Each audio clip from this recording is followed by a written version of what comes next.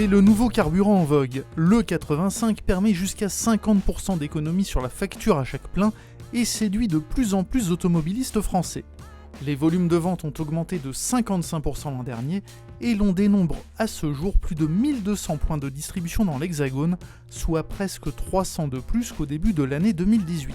Affiché à moins de 70 centimes par litre et permettant une exonération totale ou partielle du coût de la carte grise selon les régions, le 85 semble cumuler les bons points. À ces tarifs avantageux, il ajoute un vernis écolo puisqu'il comprend, selon les saisons, 65 à 85% d'éthanol produit à partir de matières végétales issues de la culture de plantes ou céréales, soit des énergies vertes et renouvelables. Mais avant de mettre des betteraves dans votre moteur, des modifications techniques s'imposent. En cette matinée ensoleillée, Patrick, un automobiliste originaire de Bourgogne, amène sa Toyota hybride toute récente chez un spécialiste de la conversion à l'E85. Celui-ci va greffer au système d'injection un boîtier électronique qui va optimiser la combustion. Du fait de son pouvoir calorifique plus faible que celui du carburant sans plomb, l'E85 doit être injecté en plus grande quantité dans le moteur, ce qui induit une légère surconsommation. C'est ce boîtier qui va permettre à la mécanique de fonctionner sans heurts. Donc l'opération sur le véhicule est d'installer un boîtier pour pouvoir rouler à 100% à l'éthanol. Je déconnecte tous les injecteurs et je reconnecte un injecteur par un injecteur qui repasse par le boîtier pour modifier le temps d'injection pour accepter l'éthanol. En moyenne, il faut compter 1 heure par véhicule. Suivant l'accessibilité des injecteurs, on peut aller jusqu'à 2 ou 3 heures suivant le véhicule quand même.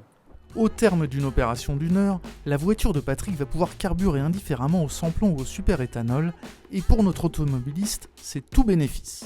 J'ai fait mon premier plein là, pour 25 litres d'éthanol, 15 euros, 15,50 €. Bon, j'avais déjà la moitié de mon plein, mais vous voyez qu'un plein, ça va me revenir à même pas 30 €, donc ça vaut vraiment le coup.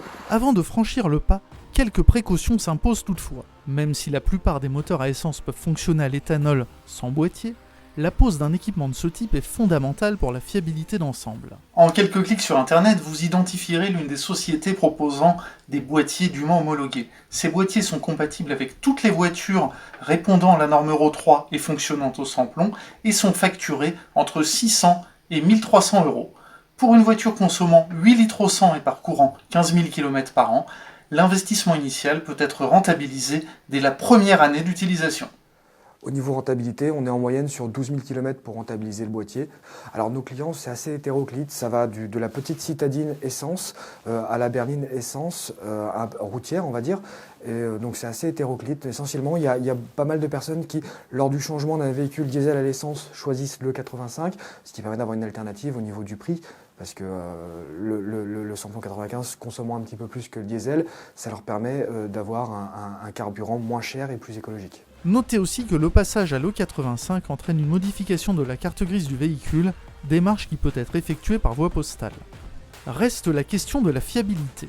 Alors il y a 2 points positifs, il y a beaucoup de points positifs, mais 2 points négatifs à l'éthanol. Le premier, c'est le démarrage à froid. Le matin, on peut avoir à mettre, lorsqu'il fait très froid, 2 coups de clé pour démarrer, voire 3 maximum, et une surconsommation de l'ordre de 20% en moyenne. Pour autant, pas de quoi s'alarmer. Les sociétés fournissant les boîtiers disposent d'assurances permettant de couvrir d'éventuelles défaillances techniques. Mais celles-ci restent des cas très isolés. Mais à partir de 2000, toutes les voitures ont été adaptées pour pouvoir fonctionner au samplon 95 E10. C'est-à-dire qu'il contient déjà une proportion de bioéthanol. Du coup, ils ont été renforcés ces moteurs-là et on peut mettre n'importe quel carburant dedans. Ça résistera en tout cas au niveau matériel. Les seuls soucis qu'on pourrait rencontrer sur ces véhicules-là, c'est simplement quand on incorpore de plus en plus de bioéthanol dedans, c'est l'allumage éventuellement d'un voyant électronique ou des difficultés de démarrage à froid le matin ou en période hivernale. Et pour pallier justement ces défauts qui peuvent apparaître, l'installation d'un boîtier qui gère automatiquement, qui sait reconnaître la proportion de 85 dans le réservoir, permettra justement d'ajuster les paramètres du moteur et d'éviter tout problème. Le 85 carburant d'avenir, les professionnels estiment que 10 millions de véhicules à essence produits après 2001 sont compatibles. Mais en cas de généralisation, cela pourrait créer un conflit entre la production de cultures à usage alimentaire et celle destinée au développement du bioéthanol. On en est encore très loin toutefois. Et avant d'en arriver là, on peut compter sur les pouvoirs publics pour inventer une taxation nouvelle qui ralentira la croissance spectaculaire de l'E85.